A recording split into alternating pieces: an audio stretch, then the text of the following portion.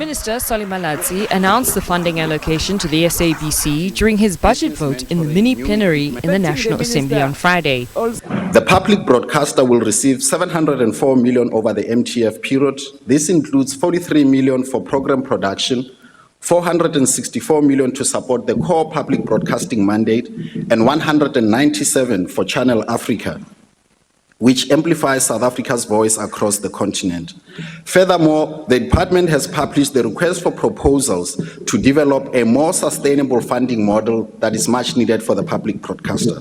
However, some Government of National Unity MPs expressed concerns over the lack of a clear roadmap on the crucial SABC bill. Today, as we speak, key legislation such as the SABC bill and the amendment of the Electronic Communications Act have stalled. And if this strategic plan that we are debating today as part of the budget is anything to go by, such legislation is at risk of being abandoned altogether. The EFF rejected the budget vote, citing, among other reasons, the lack of clarity over the SABC bill. The chronic underinvestment in modernizing the SABC is disgraceful.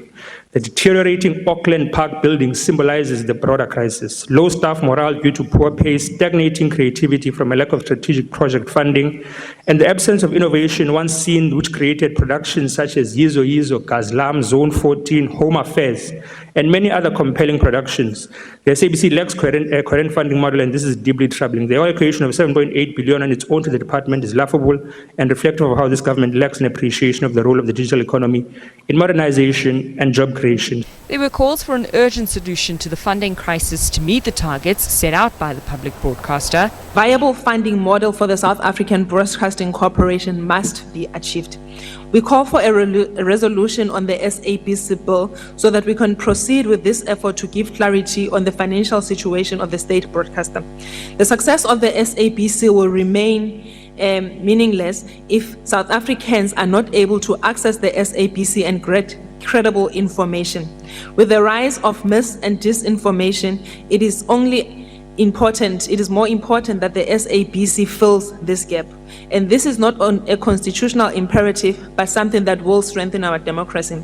Meanwhile, Director at Media Monitoring Africa, William Bird, says while the money set aside is an increase from the previous 672 million rand, the funding is still not enough to facilitate the SABC fulfilling its mandate. Nevertheless, it's less than 10%.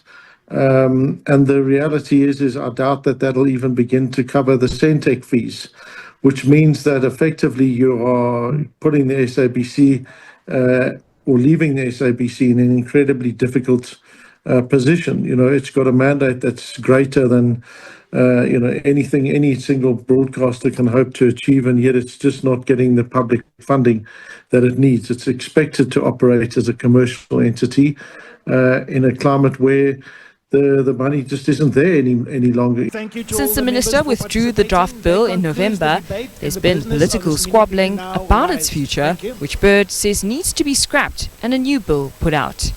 Nosipho, Radebe, SABC News, Johannesburg.